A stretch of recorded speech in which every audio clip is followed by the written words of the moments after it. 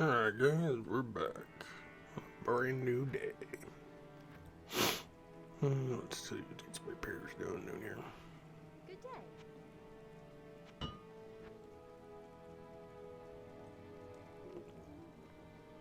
Still grinding from those high ruins to try to get that goddamn so close to making another burr rune, and we end up doing like 100 Kyros runs last night and end up with like 60 runs in, got like an rune, and then like after like about 100th run there managed to get another goddamn rune, so it's like not the runes I need, but they'll help. Don't get mobbed up for the Fountain of Youth over here? I don't think so.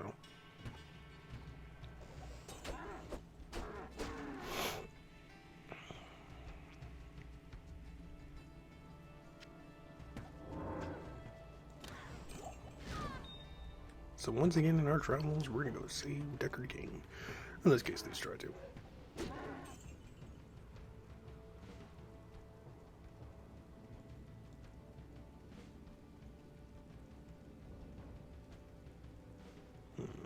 Maybe we should hunt for the stones first, too. Oh, we'll double take that. I know for a fact we're definitely gonna wreck Dario because we have the fire traps doing that. Same thing with like I always explain, especially if you're fighting Dario for the very first time. Try to keep your distance. So, like, say if Dario's like up here and you're down here near her throne room, just throw a couple traps there. It will activate her, but by the time she gets down to you, she should be like pretty much damaged pretty well. So, that's one of the benefactors about traps is that, especially if you go into places like the barracks or the jail and stuff like that, you know, you're in a big open room and you don't know, like, is there any enemies in there, is there any champions, is there any mini bosses? Hold an ancient power. Then you just throw a couple traps in there and it's like it'll clear them right out, or at least they'll give you like a head warning, like, hey, there's enemies in here, you know. So that's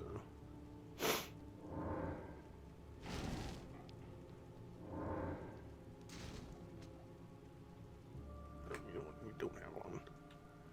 A burst of speed. Why walk when you can run? Not enough mana. Don't give me that enough mana crap.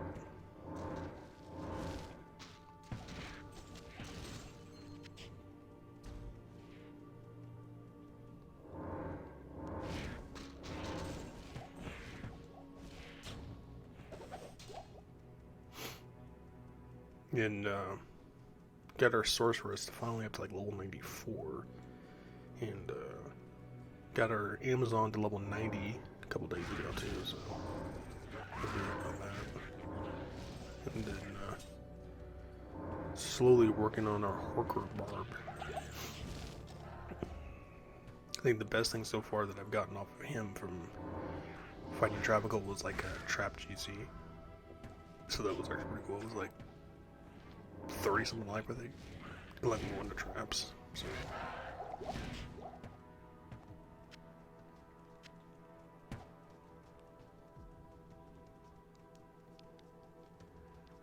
The hell is this goddamn waypoint at?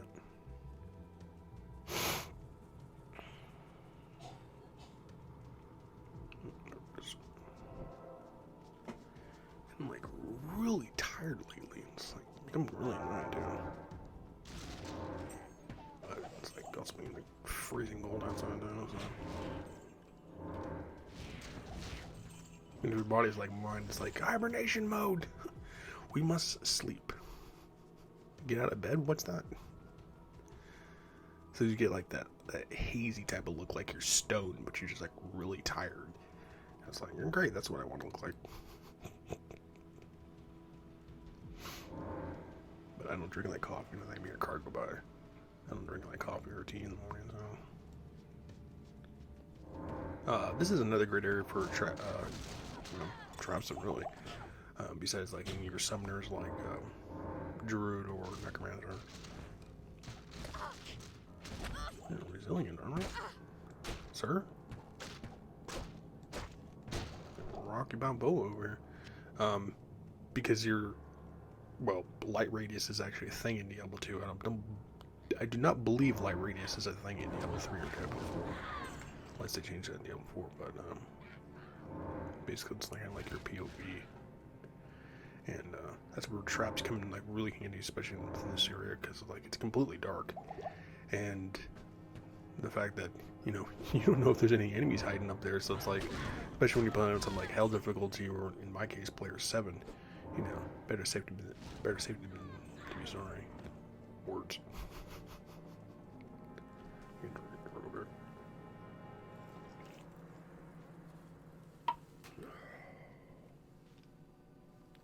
Dr. Pepper. I know a lot of people don't like Dr. Pepper because it tastes like cough syrup. So, not that I'm the biggest fan of it, but if I want to like a soda change, I'm definitely gonna like Dr. Pepper.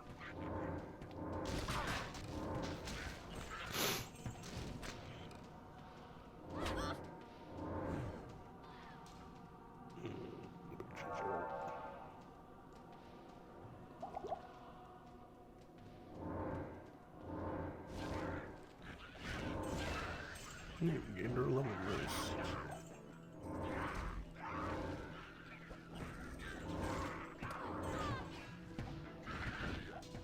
You see how it just completely clears him out. That's one of the nice things about having high traps, is something like that. Good wave clear. That's where it's kind of will benefit you better than a summoner, because with a summoner, it's still going to take time for eventually them to kill every single enemy. And the fact is that you cannot control your summons, so they'll pretty much go after any enemy that's within the radius. So that's the thing with little demon camps like that, because there's so many of them, which, I mean, each one of those ones can have up to like 5 shamans. And when you have something like a summon necromancer, or even a druid himself, you know, they're only going to go after certain enemies within the radius. So if a shaman's far away, you know, and you have your little minions that are over here, they're going to focus on the minions, where the shaman's just going to continuously resurrect them, you know. So it does kind of make it somewhat annoying. But with traps, you know, as they're an object, you know what I'm talking about. You know, they just wipe out a certain radius. They don't really focus on a certain enemy.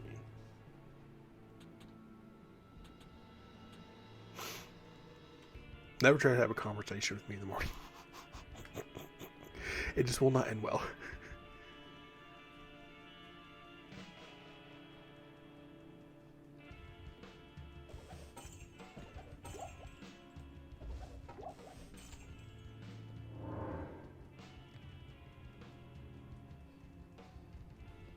There you are, sir. 8 minutes in. Got 3.2. Have room. Oh, good we do.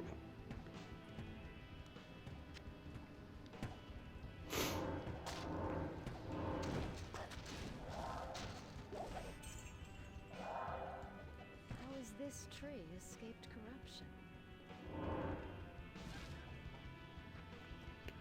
Alright, let's go save Mr. Decker Cain. Oh, there. Hello.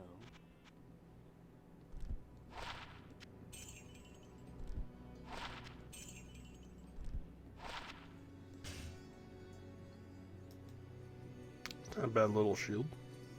I'm not used for it.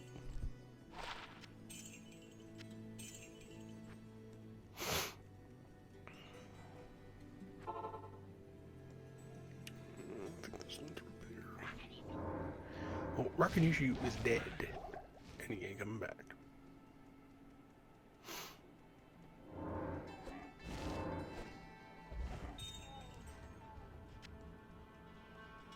What's up here? Oh no. Hell, they're like all the way over there.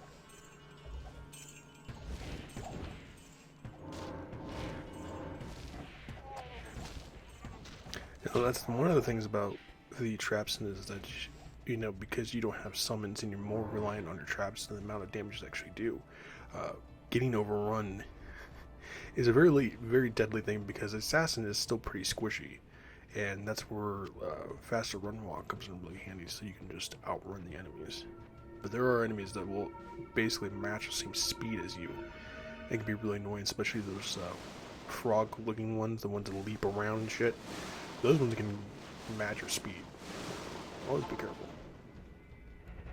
Tristram, first to fall to Diablo's wrath. Mm-hmm.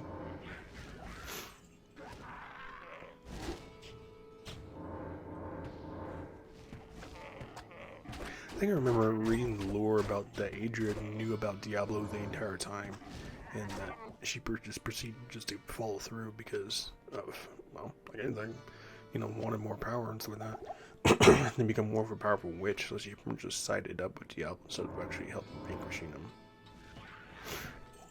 Which is kind of messed up when you think about it, because, spoiler alert, if you haven't actually played Diablo 3, you know, sacrificing Leah, and I don't think they're actually going to bring her back either. Which is funny to me, because I'm pretty sure they brought back Indariel in Diablo 4. I know they brought back the Butcher, because I was watching Diablo hardcore runs, and people just dying, and I guess the Butcher is just a random encounter, and he's like completely broken or something like that, but they brought him back, and I guess they brought Indariel back and stuff too.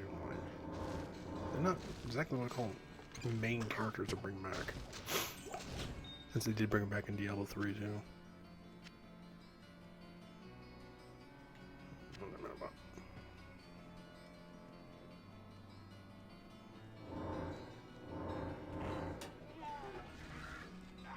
Clear out these guys just for some extra experience.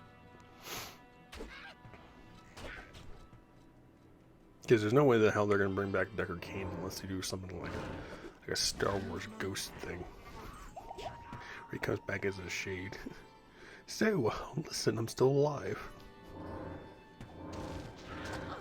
And, I don't think it ever... I didn't read too much into Diablo 4 lore. I don't think Tyrael's still alive. If anyone actually plays Diablo 4 and actually knows the lore, let me know. Me and Card go by, so you apologize. I think between Diablo 3 and Diablo 4, I think Tyrael died, but I'm not 100% sure. Then again, I have like zero interest in Diablo 4. I think the game is just complete ass, in my opinion. It's actually worse than Diablo 3.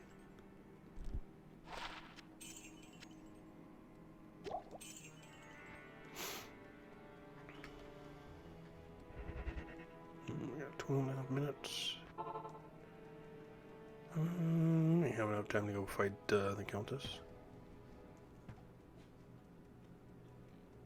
And I was kind of really thinking about it too, farming the Countess until you actually work your way up to a Burr Ruin. But it's like looking at the amount of crap that you need. It's like, Burr Ruin's like 4th highest ruin, I think, because it's Zod Cham. I think it's Jalen Burr. Or it's the other way around. It's one of the ways like that. But it's like looking at how many runes you would literally have to Haraja Cube in order to get to a Burr Ruin. There's like, I think someone said it's like 30 or 35 different runes. So even if you start at like a mid ruin, it's still going to take you a while, because it basically goes from like needing 3 mid runes, and then eventually gets up to needing 2 like high-low runes. But they start mixing it up to the point where you need certain gems to upgrade them and stuff like that. So if you don't have those certain gems, then you actually have to start farming like normal difficulty and crap like that. And it's like, it's more of a process to actually get those higher runes. I'm like, do I really want to put in the time and effort to actually farm up that amount of runes just to get a goddamn Burr Ruin, or take my chances in lower Kurost? And I know a lot of people brag about the Arcane Sanctuary. That place is so goddamn ass. I have yet to see... I've seen so many goddamn low ruins in that goddamn place. And I've farmed in there with my Lightning Sorceress. I've farmed in there with my Lightning Jabzon. And it's like, Arcane Sanctuary is garbage. Yet everyone brags about getting Jaw runes and getting Burr runes. And it's like, really? Where the hell are you getting these runes at? Because I haven't seen a single goddamn one of them.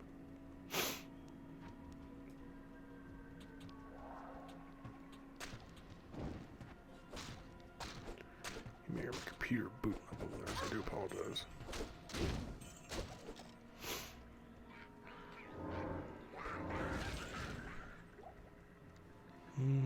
Yeah, we should have enough to at least find it for the waypoint one too.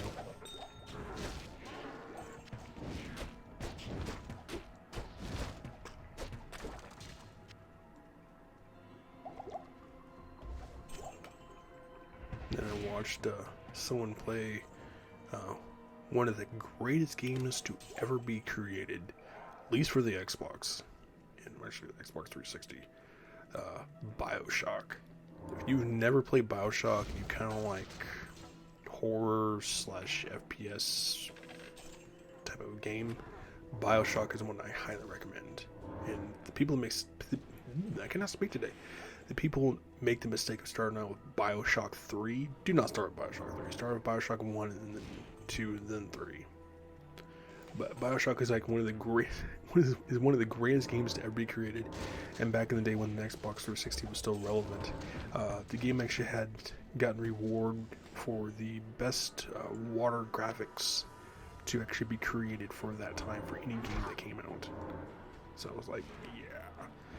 But basically you play as a guy that's on an airplane that crashes into the Atlantic Ocean that finds a lighthouse that leads down to an underwater city that was created by a person who was trying to get away from the tyranny of basically everyone, from religion and politics and stuff like that. And he created his own underwater city in the Atlantic Ocean. It's a really good game, but if you don't like scary horror games, then I would not recommend it. But if you do like games like that, then I'd recommend giving BioShock a play. Because I own all three of them. I love BioShock 1 and 2. BioShock 3 is, it's okay. They were going to make a BioShock 4. Because BioShock 1 takes place on underwater cities, and BioShock 2, we don't have the waypoint. We're already at 16 minutes. BioShock 2 basically takes place between sometime between BioShock 1 and then the beginning of BioShock 2. And BioShock 3 actually takes place in like a whole different universe, and that one takes place up in the they built an entire city up in the sky, which was actually pretty cool. It was definitely something new, but it just didn't hold the same feel because it was more built around like the 18th century. No, I take that back. Well, more around like the Civil War era, I guess I would put it. So yeah, around the 18th century area, like 18th century, like early 1900s. So where the hell is this goddamn waypoint at? We'll have to tackle the tower in the next video because I'm looking at this goddamn waypoint and it's not showing up. There it is. We literally have like a minute left. We'll see how far we can get to this place. Oh, we're immediately getting ganged up. Well, this is interesting. This is where high block rate comes in, especially if you're going to rock a shield. Because there are... Oh. Our first unique. Because there are instances that are like that where you go into Forgotten Tower and get that garbage header.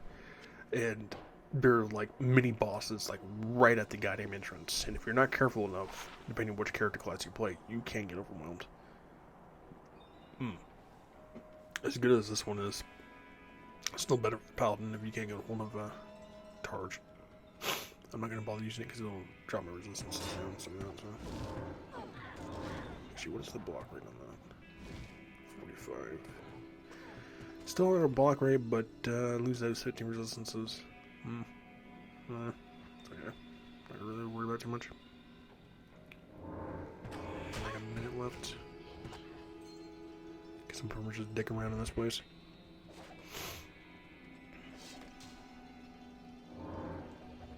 The Forgotten Tower.